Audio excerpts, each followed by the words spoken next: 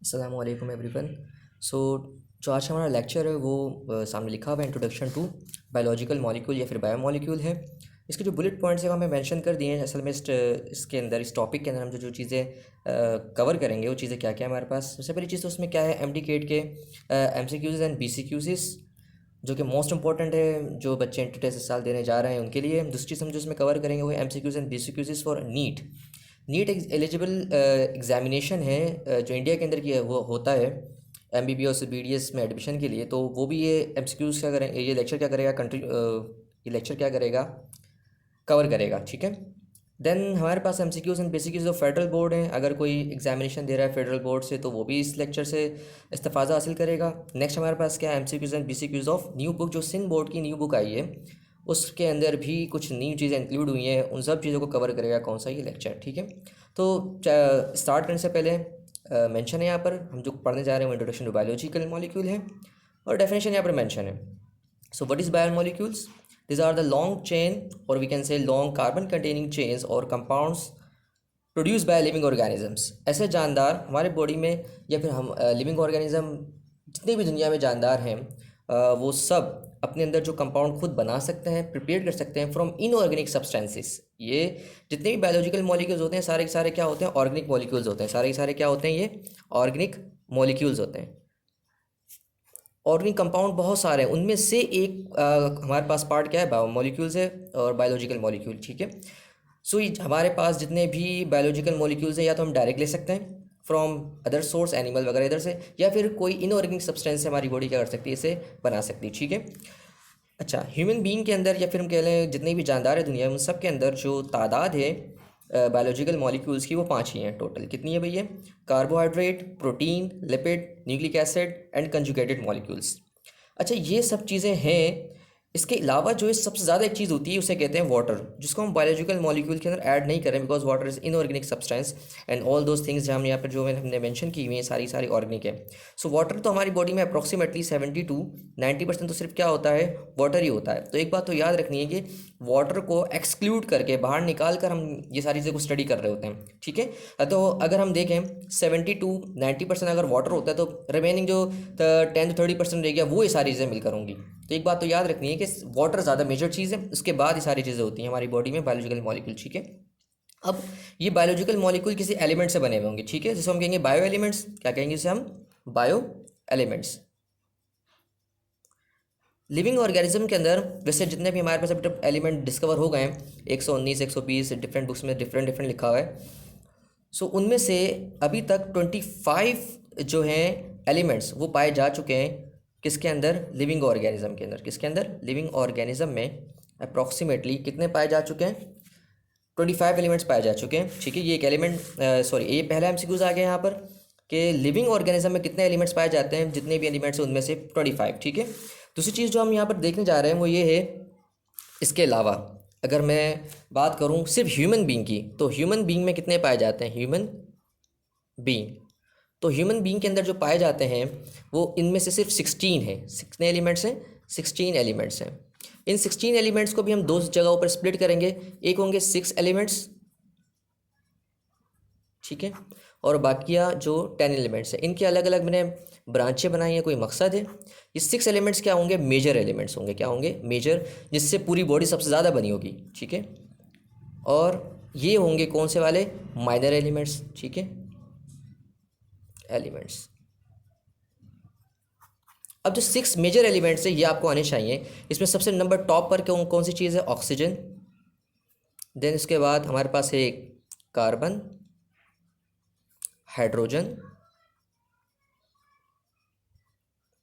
Then हमारे पास आता है यस नाइट्रोजन, सल्फर। अच्छा, नेक्स्ट वन इज फॉस्फोरस। और अगर आप फेडरल की बुक उठाएंगे और कुछ बुक्स जो हैं वो फॉस्फोरस की जगह जो है वो कैल्शियम भी ऐड करती है। ठीक है, कि हमारी बॉडी में फॉस्फोरस की जगह, और एज सच एज अगर हिस्ट्री उठाएं तो नॉर्मली बायोलॉजिकल मॉलिक्यूल के अंदर कैल्शियम का इस्तेमाल कम ही है फॉस्फोरस का इस्तेमाल ज़्यादा है। तो मेरे अगर ख्याल से देखा जाए तो परसेंटेज के लिहाज से देखा जाए तो ऑक्सीजन सबसे ज़्यादा बॉडी में होती है। अबाउट 60% 65% जो एलिमेंट जिससे हमारी पूरी बॉडी में बायोलॉजिकल मॉलिक्यूल बन रहे हैं ये 5, उनमें 65% तो क्या मौजूद होगा, ऑक्सीजन। ठीक है। दूसरी चीज़, क्योंकि इसका वजन भी ज़्यादा होता है, वेट भी ज़्यादा होता है, इसलिए ऐसे भी कह सकते हैं, या फिर कह सकते हैं कंपाउंड बहुत सारे ऐसे एग्जिस्ट करते हैं हमारे, ये जो पाँचों हैं, पाँचों के अंदर ऑक्सीजन तकरीबन ज़्यादा पाया जाएगा। ठीक है। उसके बाद कार्बन है, वो बहुत कम ना होने के बराबर होता है, अप्रॉक्सीमेटली 18%, और हाइड्रोजन फिर 10%, और जो रिमेनिंग रहेगा वो कुछ ये मिलाकर। ठीक है। सो ये कुछ हमारे पास एलिमेंट्स है, 6 मेजर एलिमेंट्स पेपर का एमसीक्यूज। वो मेजर एलिमेंट जिससे हमारी बॉडी बनी हुई है वो ये 6 हैं। उनमें से सबसे ज़्यादा जो पाया जाता है हमारी बॉडी बनाने में वो कौन सा पाया जाता है, ऑक्सीजन पाया जाता है। ठीक है। नेक्स्ट पार्ट देखा हमने, कार्बन पाया जाता है जो कि 18% है, और हाइड्रोजन थर्ड मोस्ट ज़्यादा पाया जाने वाला एलिमेंट है। ठीक है। नाइट्रोजन है, सल्फर और फॉस्फोरस है। अच्छा, ये चीज़ तो हमने पढ़ ली। बाकी जो 10 एलिमेंट्स हैं वो क्या पाए जाते हैं, क्या कहलाते हैं, माइनर एलिमेंट्स कहलाते हैं। ठीक है। क्या कहलाते हैं, माइनर एलिमेंट्स कहलाते हैं। एक और चीज़ हम जो यहाँ पर पढ़ेंगे वो ये है कि जैसे कि अगर मैं यहाँ पर लिख देता हूँ कार्बोहाइड्रेट, मैंने लिखा है। ठीक है। अब ये कार्बोहाइड्रेट में कौन कौन से एलिमेंट पाए जाएंगे ये देख लेते हैं। कार्बोहाइड्रेट के अंदर कार्बन पाया जाएगा, हाइड्रोजन पाया जाएगा, ऑक्सीजन पाया जाएगा। ठीक है। नेक्स्ट हमारे पास जो बायोलॉजिकल मॉलिक्यूल है वो कौन सा था, प्रोटीन था। अब प्रोटीन में कौन कौन सी चीज़ें पाई जाएंगी वो देख लेते हैं। कार्बन पाया जाएगा, हाइड्रोजन पाया जाएगा, ऑक्सीजन पाया जाएगा, एंड नाइट्रोजन पाया जाएगा। समटाइम्स सल्फर भी पाया जाएगा। ठीक है। तो ये सबसे कम जो पाया जाने वाला एलिमेंट होगा प्रोटीन के अंदर वो कौन सा एलिमेंट होगा, सल्फर, सबसे कम। और सबसे ज़्यादा अगर कहा जाए तो ये 4 की कॉम्बिनेशन है। देन हमारे पास क्या है, लिपिड। लिपिड के अंदर भी हमारे पास कार्बन, हाइड्रोजन, ऑक्सीजन, एंड इसमें फॉस्फोरस पाया जाएगा। ठीक है। इसी तरीके से हमारे पास बात करें न्यूक्लिक एसिड की, सो न्यूक्लिक एसिड हमारे पास इसमें carbon, hydrogen, nitrogen, oxygen, nitrogen, and again इसमें फॉस्फोरस भी पाया जाएगा। ठीक है। तो अगर मैं बात करूं इजाफी चीज़ों की, तो सब चीज़ों में एक चीज़ तो 3 चीज़ें तो कॉमन है, कार्बन, हाइड्रोजन, ऑक्सीजन, तो सब में क्या आ रहा है, कॉमन आ रहा है। कुछ चीज़ें एडिशनल आ रही है, प्रोटीन में आई वो नाइट्रोजन और सल्फर आ गया। लिपिड के अंदर कुछ चीज़ें एडिशनल आई वो फॉस्फोरस हो गया। और न्यूक्लिक एसिड के अंदर जो एडिशनल चीज़ें आई वो नाइट्रोजन और फॉस्फोरस हो गया।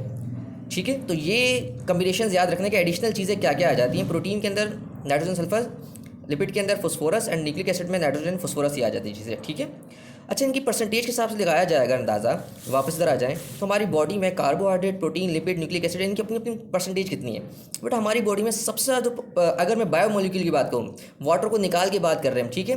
वाटर को हम निकाल देते हैं और फिर बात करते हैं और मान लेते हैं कि ये जो बायोलॉजिकल मॉलिक्यूल हैं ये कितने परसेंट है, 100% है। कितने परसेंट है, 100% है। अगर ये 100% इसको मान लें तो उसमें से सबसे ज़्यादा बॉडी में जो पाया जाता है वो क्या पाया जाता है, प्रोटीन पाया जाता है। क्या पाया जाता है, so more than 50% of the body, more than 50% of the body consist of protein, more than 50% of the body consist of protein. Then उसके बाद लिपिड है हमारे पास, more than 35% of the body हमारे से किससे बनी हुई है, इससे लिपिड से बनी हुई है। देन हमारे पास जो पीछे रह गया 15% वो तीनों को, ये इन दोनों को मिलाकर है, सॉरी ये तीनों को मिलाकर। ठीक है। ये तीनों को मिलाकर क्या है, 15% कुछ बनता है हमारी बॉडी में। तो ये बात तो याद रखनी है कि हमारी बॉडी में सबसे ज़्यादा कौन सा बायोलॉजिकल मॉलिक्यूल पाया जाएगा, तो जवाब होगा प्रोटीन। ये सारी हम बात कर रहे हैं वाटर को एक्सक्लूड करके। अगर हम वाटर को इंक्लूड करते हैं, वाटर को क्या करते हैं हम, इंक्लूड करते हैं, तो 70% तो क्या हो जाएगा, वाटर क्या हो जाएगा, इंक्लूड हो जाएगा। ठीक है। ये तो मैंने मान लिया। अब उसके हिसाब से अगर मैं परसेंटेज निकाल दूँ तो 70% तो मैं निकाल दूंगा पानी का, बचा कितना, 30%। कितना बचा, 30%। 30% में से अगर मैं चारों बायोलॉजिकल मॉलिक्यूल इंक्लूड करूं तो उसके अंदर 18% अप्रॉक्सीमेटली क्या निकल जाता है, सिर्फ और सिर्फ प्रोटीन। ठीक है।